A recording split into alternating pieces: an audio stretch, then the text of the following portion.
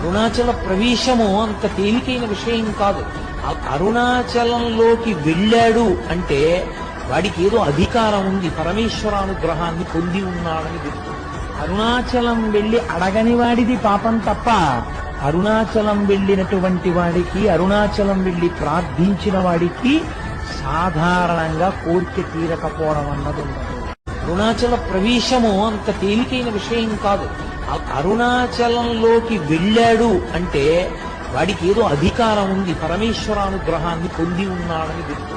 అరుణాచలం వెళ్లి అడగని వాడిది పాపం తప్ప, అరుణాచలం వెళ్ళినటువంటి వాడికి, అరుణాచలం వెళ్లి ప్రార్థించిన వాడికి సాధారణంగా కోరిక తీరకపోవడం అన్నది ఉండదు. అరుణాచల ప్రవేశము అంత తేలికైన విషయం కాదు.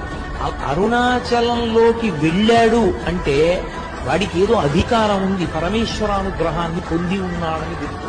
అరుణాచలం వెళ్లి అడగని వాడిది పాపం తప్ప, అరుణాచలం వెళ్ళినటువంటి వాడికి, అరుణాచలం వెళ్లి ప్రార్థించిన వాడికి సాధారణంగా కోరిక తీరకపోవడం అన్నది ఉండదు.